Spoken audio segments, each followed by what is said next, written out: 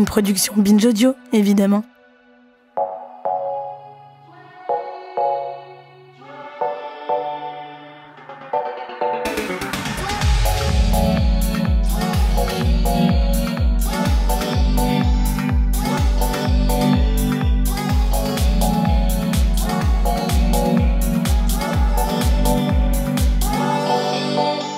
Sucre, pupus, nounours. Ce sont des mots qui font enfantin, à cause de la répétition. Mais pourquoi, pour noter une prononciation enfantine, dit-on nounours et pas ours-ours ? Eh bien parce que l'enfant qui va entendre un ours va avoir tendance à ne pas bien identifier le processus de liaison entre les deux mots, entre un et ours, et à dire le nours et donc le nounours, le noiseau, le ordinateur. Ce sont des erreurs normales, qu'on trouve souvent même mignonnes, et que tous les enfants font. Et c'est peut-être pour nous le rappeler avec tendresse qu'on retrouve plein d'erreurs de liaison dans nos chansons d'enfance.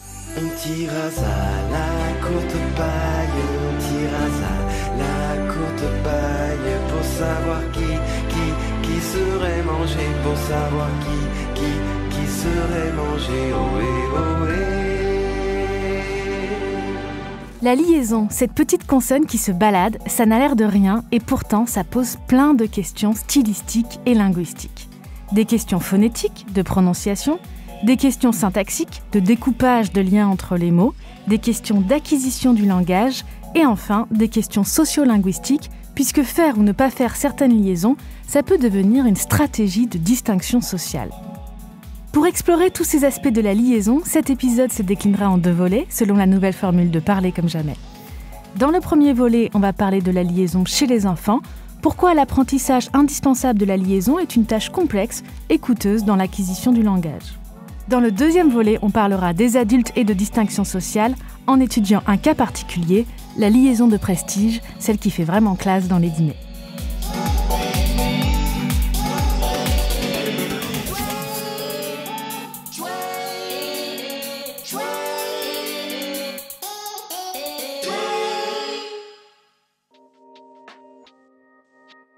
Pour tout savoir sur ces fascinantes liaisons, j'ai invité Céline Dugas, ma collègue à l'Université d'Orléans, maîtresse de conférences en sciences du langage, qui travaille sur le rôle de la liaison dans l'acquisition du langage chez les enfants et sur l'usage de la liaison chez les adultes dans différentes situations de communication.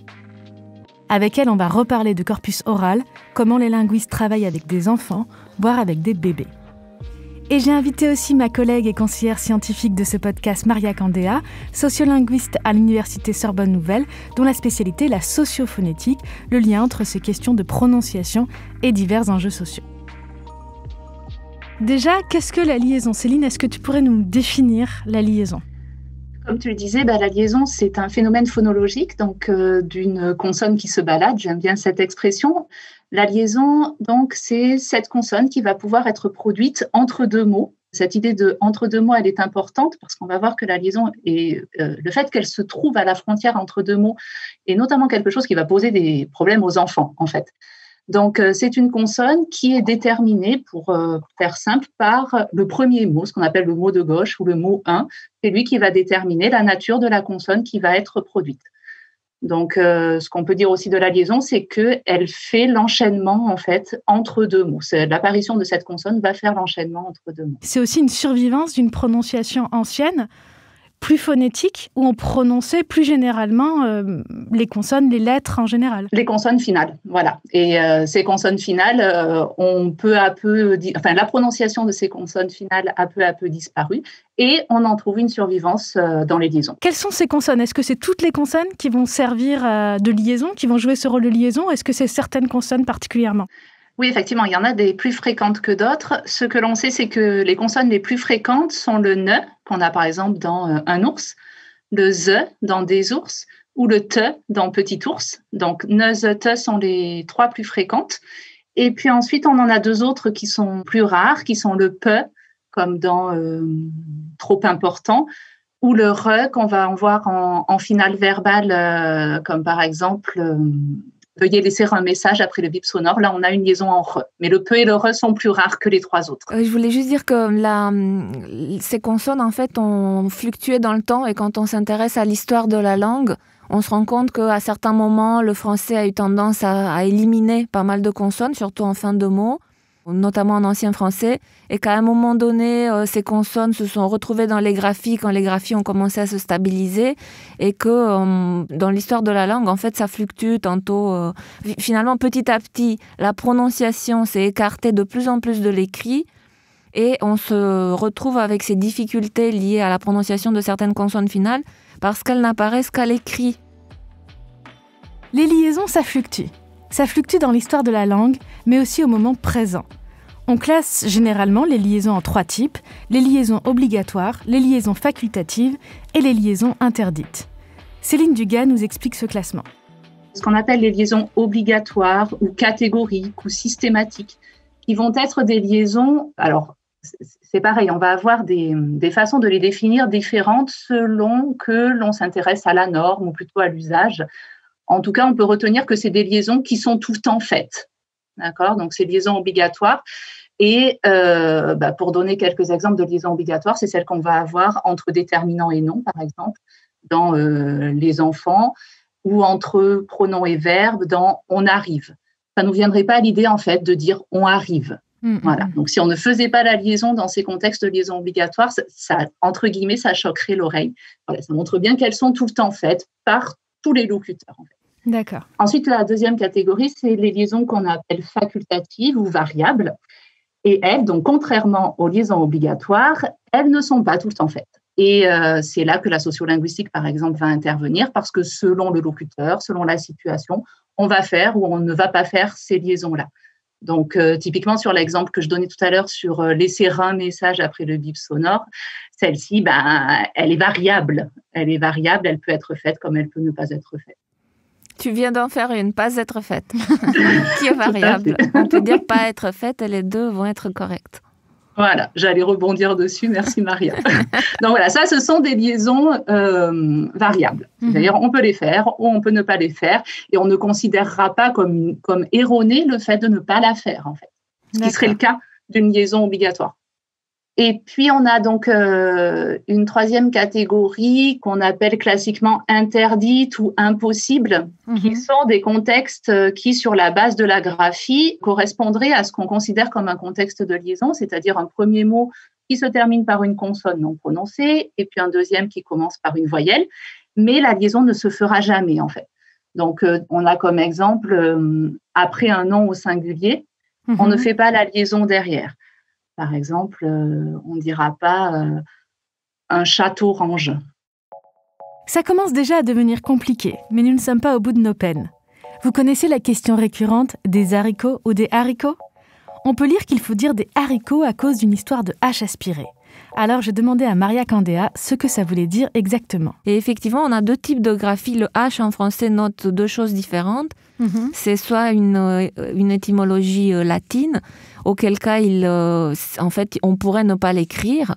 Il ne sert à rien, il sert juste à décorer les mots et montrer qu'ils viennent du latin. Et dans les autres langues romanes, il n'est souvent pas écrit dans ces cas-là. Et c'est comme s'il n'existait pas, en fait. Et on a des H qui notent une origine souvent germanique ou d'autres langues auxquelles le français a emprunté des mots.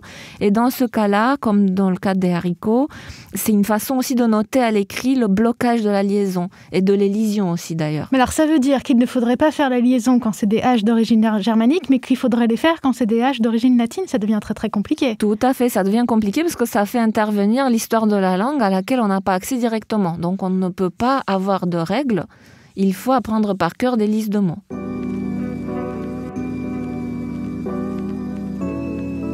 On voit donc que les règles de la non-prononciation des liaisons interdites sont très compliquées. Elles sont censées être interdites, mais on les entend souvent. Une erreur courante, c'est l'ajout d'un Z, moi aussi, sans euro, trop audacieux. Et ça, c'est le désavantage ou l'avantage de travailler avec une collègue sociolinguiste, mais Maria Candéa n'a pas manqué de remarquer que moi aussi j'avais fait une erreur de liaison. Dans le parler comme jamais sur les parlers jeunes, j'ai dit par instant. Quand des erreurs sont récurrentes, nous on aime bien ne pas se limiter à dire que les gens parlent mal, mais essayer de comprendre ce qui se joue. Alors, pourquoi est-ce que j'ai dit par instant ? On peut penser que c'est parce que c'était au pluriel, que le pluriel de façon régulière à l'oral en français finalement se marque sur le début des mots. quand il commence par une voyelle. Et donc, c'est ce qu'on remarque quand on apprend à parler. Et donc, instant au singulier, instant. Et au pluriel, c'est instant. Et donc, on a sa marque de pluriel. C'était probablement à l'écrit, c'était écrit au pluriel.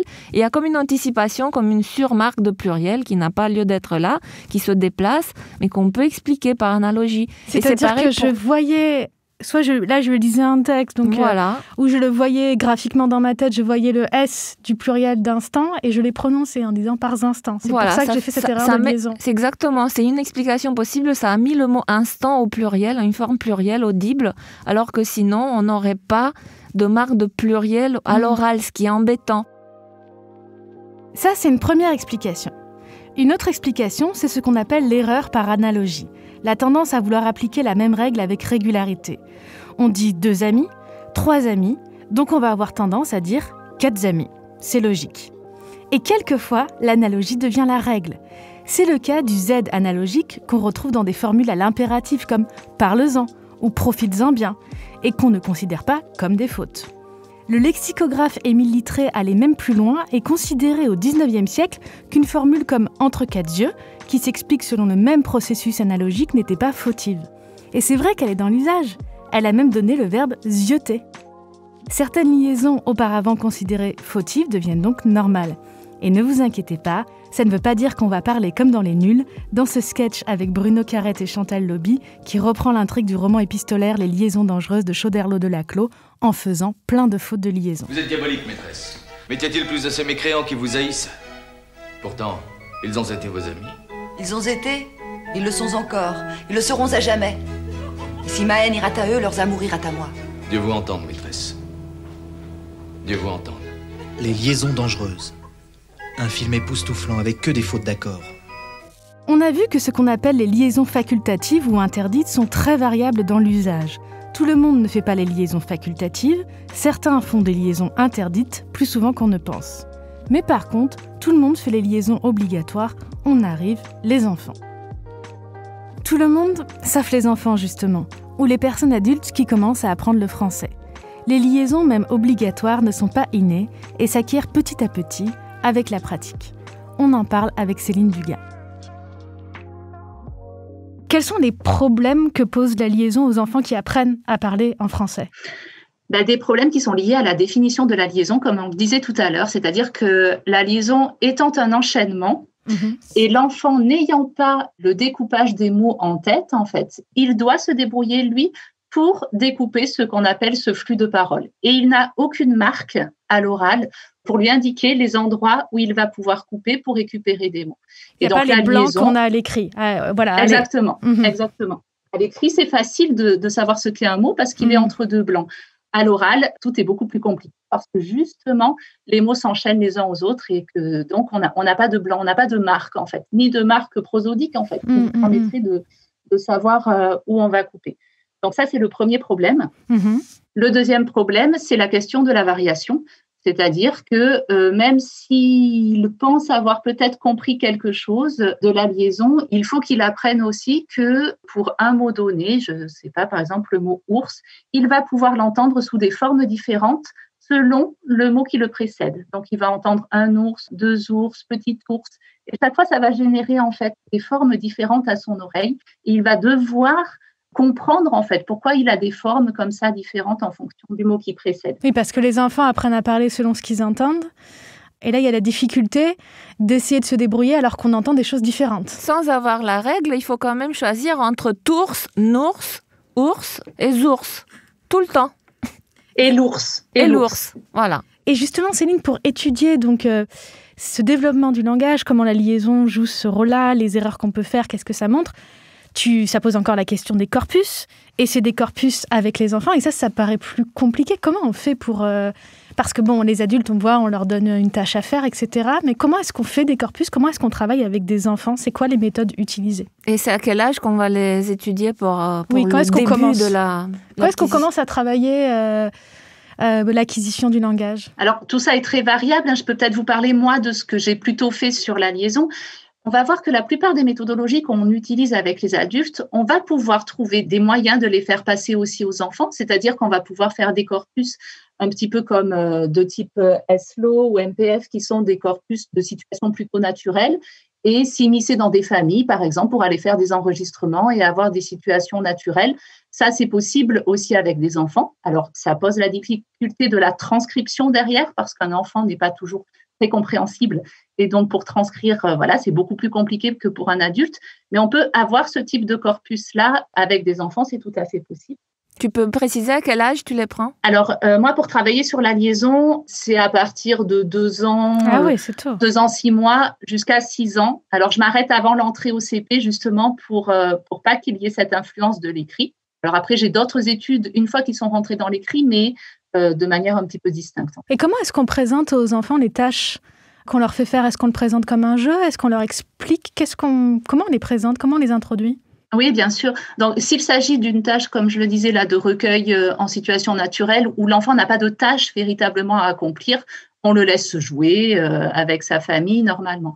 Si on fait le choix de faire passer des tâches expérimentales en fait aux enfants, c'est exactement ça. On va le présenter sous forme de jeu. Alors, il faut venir avec tout un attirail pour mettre l'enfant à l'aise. Tout ça, c'est le travail de l'enquêteur en fait, qui est très différent d'un enquêteur avec des adultes.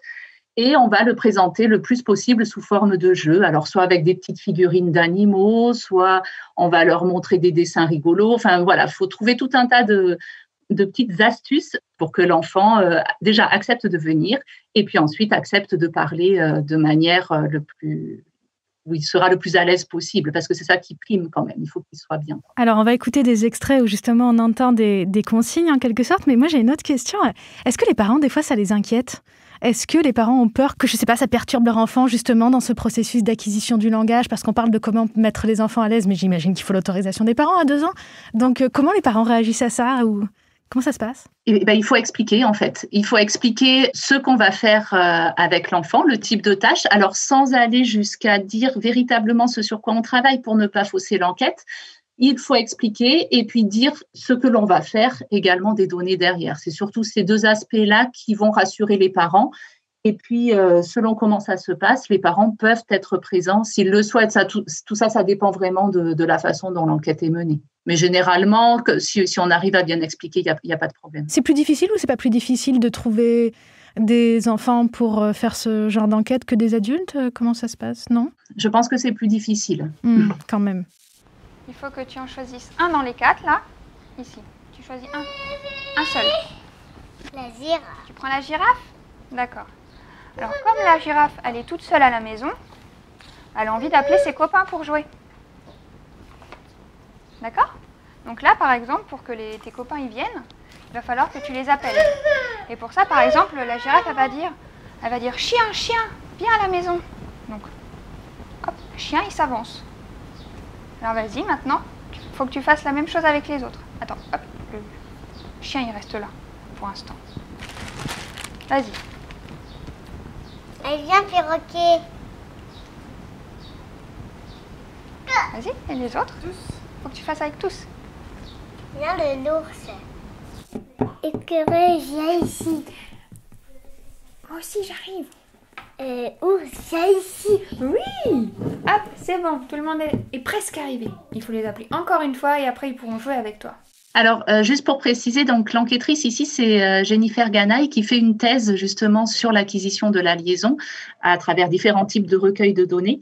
Et donc, cette tâche qu'on a appelée une tâche d'apostrophe, pour apostropher en fait les animaux, c'est une manière à laquelle on a pensé pour que l'enfant produise le mot en isolation, c'est-à-dire sans déterminant, sans rien devant, ce qui est une situation rare en fait dans la parole. C'est très rare qu'on dise ours. On va dire tiens, regarde l'éléphant, oh tu as vu l'ours, etc. Donc c'est très rare que le mot soit en isolation.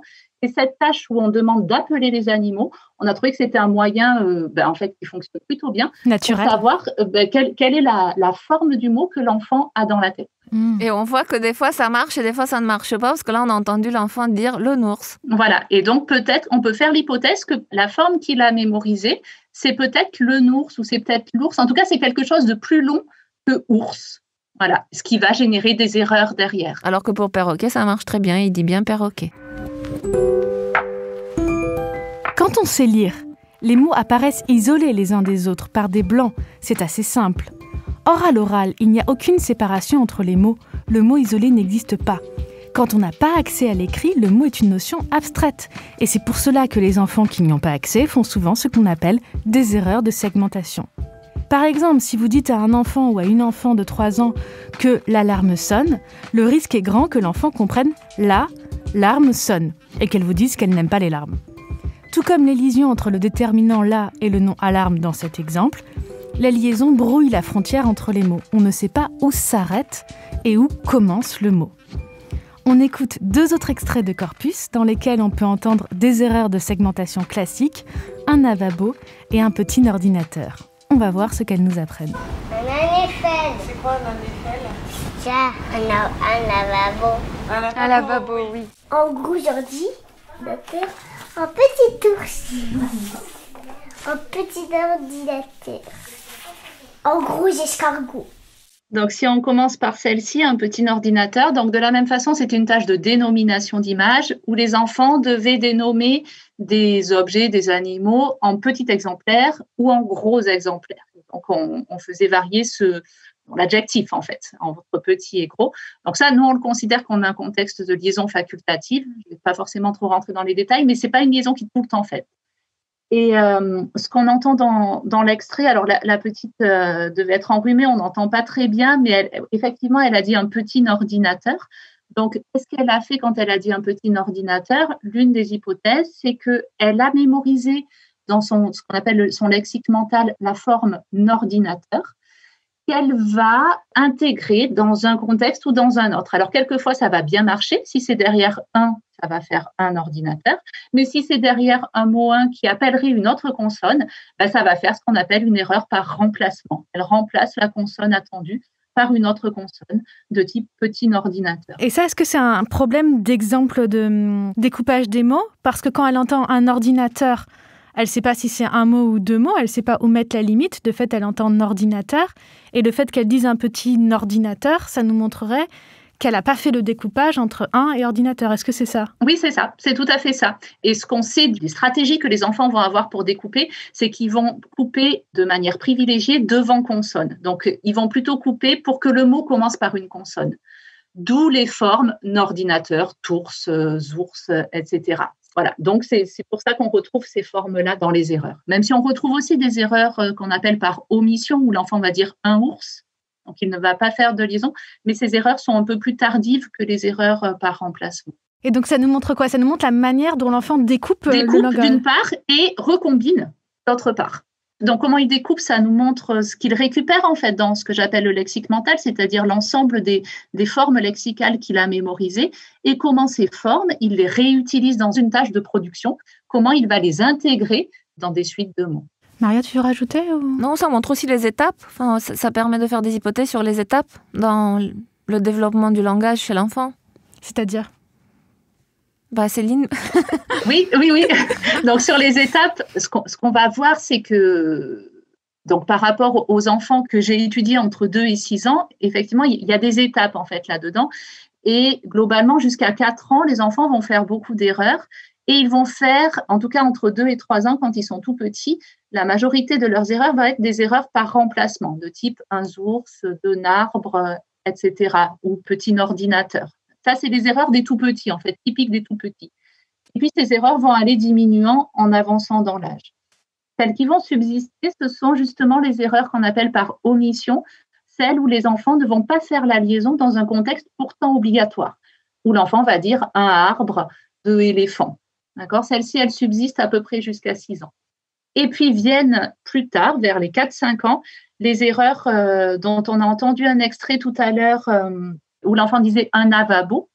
Donc, ces erreurs qu'on appelle par surgénéralisation, c'est-à-dire que sur des mots qui ne sont pas des mots qui vont entrer dans le principe de la liaison, comme lavabo, nuage, zèbre, nombril, les enfants vont les faire entrer dans le principe de la liaison et vont faire varier leur consonne initiale, en fait.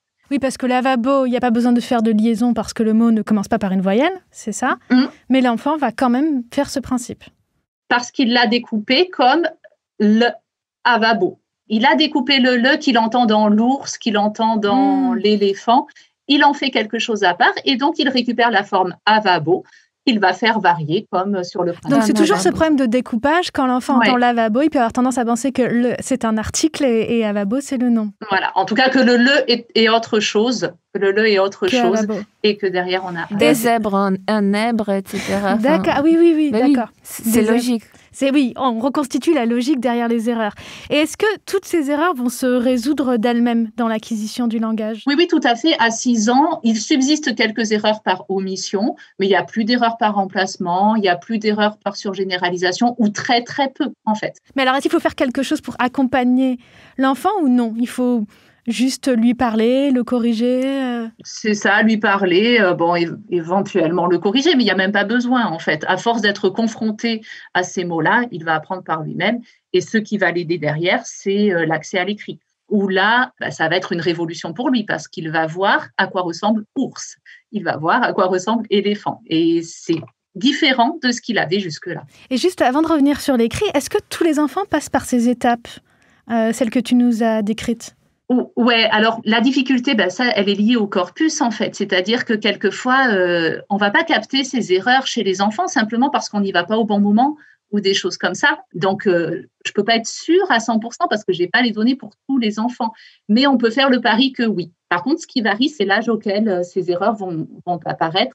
Et ça dépend de l'âge auquel l'enfant est entré dans la parole, ça dépend de plein de choses. Mais globalement, ils vont suivre ce décours-là. Oui. Et quand même, à un âge donné, les enfants montrent des taux d'acquisition de la liaison variable extrêmement différents, vers 4-5 ans. Oui, alors là, tu fais bien de revenir dessus. Là, je parlais des liaisons obligatoires, en fait. Donc, celles qui sont tout le temps faites. Sur les liaisons facultatives, c'est autre chose. C'est autre chose parce que ça varie dans ce qu'il entend autour de lui. Donc ça veut dire que l'environnement familial et donc social, ça veut dire que l'environnement va jouer dans l'acquisition des liaisons.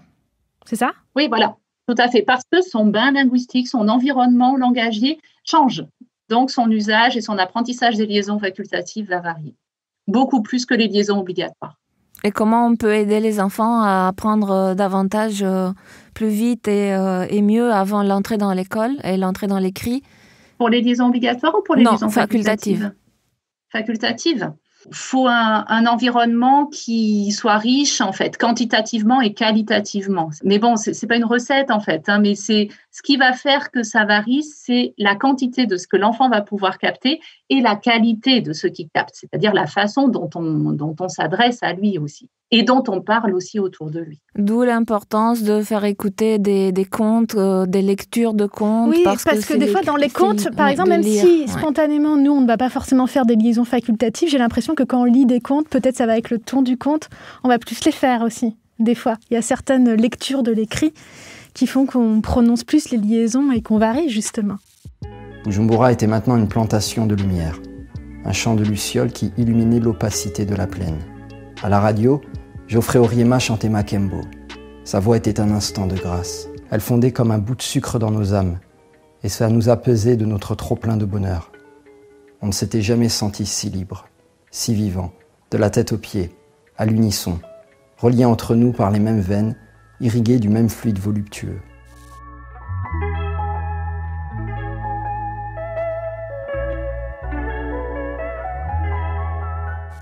Mon cœur maintient en vie le regret double du tout premier réveil à la beauté du monde et du premier nègre mort à la ligne, mort sur la ligne, qui mène encore aux îles de l'aventure, aux îles à la dérive, aux îles de la flibuste, aux îles de la boucane, aux îles de la tortue, aux îles à nègrerie, aux îles à sucrerie, aux îles de la mort vive.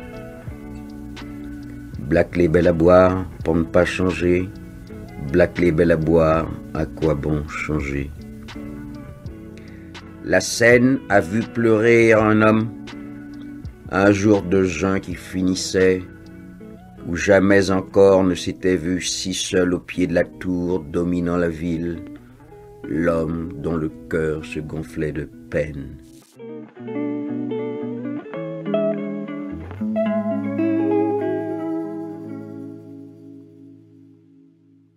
On voit donc que l'acquisition du langage se fait très tôt, mais peut-être plus tôt qu'on ne croit. Dès leur naissance, les enfants apprennent à parler. On peut étudier l'acquisition du langage non seulement chez des enfants, mais même chez des nourrissons. À partir du moment où ils entendent parler autour d'eux, c'est cet environnement-là qui va déclencher en fait le fait qu'ils vont commencer à construire des choses, à avoir des stratégies de traitement de ce flux de parole continu. On sait que tout petit, en fait, les enfants sont sensibles à des choses très, très fines que nous, on ne perçoit même pas, même plus du tout en tant que locuteur. Par exemple, ils sont très fins sur des traitements statistiques qu'ils vont faire de la langue. Ils perçoivent qu'il y a des suites de sons qui sont improbables à l'intérieur d'un mot. C'est ce qu'on appelle la phonotactique. Ça, nous, on n'en a plus conscience, en fait. Mais eux, comme ils n'ont accès qu'à ce flux de parole, ils sont très fins sur des éléments vraiment tout petits de la langue. Donc, il y a pas mal d'études qui portent là-dessus sur la façon dont ils vont se débrouiller justement pour découper ce flux de parole. Et donc, à partir du moment où l'enfant entend parler autour de lui, c'est parti, quoi. Et comment on peut évaluer leurs réactions, justement ce qu'ils comprennent, ces opérations mentales dont tu parles, comment on fait pour les étudier chez des bébés, par exemple? Ça, c'est plutôt au niveau chez les psychologues, en fait, qu'ils vont faire ce type d'études, les psychologues et les psycholinguistes, donc qui ont des méthodes qui sont différentes des méthodes des linguistes, en fait. Par exemple, l'un des outils qu'ils utilisent, c'est ce qu'on appelle la succion non nutritive. Donc, on fournit une tétine à l'enfant et naturellement, le bébé va téter cette tétine-là et il va avoir son rythme de croisière, entre guillemets, de succion de cette tétine. Et puis, on va lui faire écouter des choses, soit par exemple des tests pour savoir s'il reconnaît sa langue maternelle ou pas. Donc, on va regarder comment il tète en fonction de l'input qu'on lui envoie. Et à partir de là, on peut en déduire qu'il a perçu une différence ou qu'il n'a pas perçu de différence entre deux stimuli, par exemple. Ah, c'est facile. C'est-à-dire que quand on change la langue, par exemple, l'enfant est à son rythme, il tite sa tétine de façon monotone, il ne fait pas attention parce que c'est toujours sa langue qu'il entend. Puis à un moment donné, on insère une phrase dans une autre langue. Si ça le frappe, il va s'arrêter, complètement surpris. Alors que si c'est toujours la même langue, si c'est toujours sa langue, il ne s'arrête pas. Ça ne fait. Donc ça illustre ce que tu disais, Céline, sur distinguer les langues. Oui, distinguer les langues. Bien et du coup, avant de les comprendre. L'enchaînement de sons qui lui paraît étrange, c'est ça? Sur l'enchaînement de sons qui lui paraît pas. Oui, voilà, tout à fait ou sur des choses peut-être plus massives ici, prosodiques, tu vois, sur le rythme de la langue, en tout cas, voilà, ça c'est des méthodes qu'on peut employer chez des tout petits. Parce que ça s'appuie sur une réponse réflexe, en fait, de succion. Et donc, on va utiliser cet outil-là. Voilà. Ça montre que tous les sons autour du nourrisson ne sont pas perçus de la même manière. Il y a bien une distinction entre quelque chose qui va être repéré comme l'environnement normal de la langue maternelle et quelque chose qui va paraître différent, c'est ça, hein? Voilà, ce qui explique qu'à quelques mois, très très vite, ils se mettent à imiter ce qui leur paraît vraiment mérité de l'être. L'imitation. Voilà. Ah, c'est qui ça? La poule, oui. Oui, c'est le chien. Ouf. Gâteau. Voilà. Gâteau. Tu veux un gâteau? Et je voulais donc, pour terminer ce premier volet théorique, vous demander si vous avez des recommandations scientifiques, culturelles sur ce sujet. Moi, je dis tout de suite, ma recommandation, ça va être Queneau, Zazie dans le métro et justement les aides partout dans Queneau. Mais j'expliquerai plus pourquoi dans le deuxième volet. Mais je vous laisse donner vos recommandations, Céline. Moi, j'ai pensé à une recommandation culturelle d'enfant. C'est Le Prince de mots tordus de Pef. Donc, je ne sais pas si vous connaissez, il y a plein de changements de phonèmes qui vont changer des mots, etc. Ce n'est pas tant sur cet aspect-là, mais c'est plutôt sur la question justement de la segmentation à l'oral et à l'écrit. Donc, ce prince s'appelle le prince de mots tordus, la princesse s'appelle la princesse des écoles, mais le des écoles est en un seul mot. Son premier ouvrage là-dessus s'appelle La belle lisse poire du prince de mots tordus. Donc, ce que je trouve intéressant dans ces ouvrages-là, c'est que selon que l'on a accès à l'écrit ou pas, c'est-à-dire selon que l'on est petit ou qu'on est adulte et qu'on a connaissance justement des mots de notre langue, on va avoir une lecture différente en fait du prince de mots tordus et ça, je trouve ça rigolo et intéressant pour les enfants en fait. Ils vont se construire une histoire qui va être différente de celle que l'adulte se construit lui parce qu'il la lit. Et c'est pour ça aussi que c'est très populaire à des âges différents ce bouquin, d'ailleurs. Souvent les gens l'aiment bien à des âges différents. Et je pense qu'on l'intègre de manière différente selon que l'on est petit ou plus grand.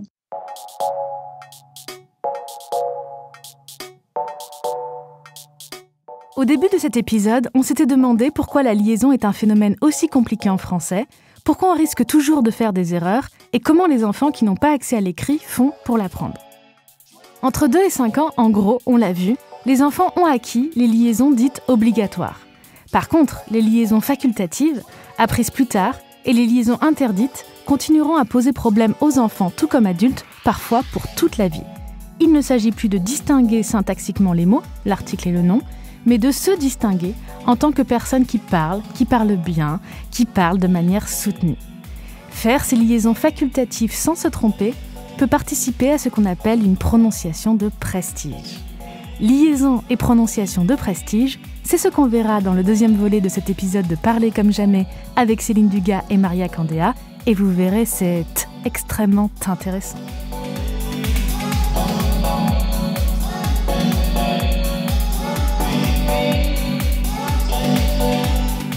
Voilà, c'est terminé pour le premier volet de cet épisode de Parler comme jamais sur les liaisons. Parler comme jamais est un podcast de Binge Audio réalisé avec le soutien du dictionnaire Le Robert. Et cet épisode a été produit par Marika Mathieu et enregistré et monté par Adèle Itel Elmadani, que je remercie.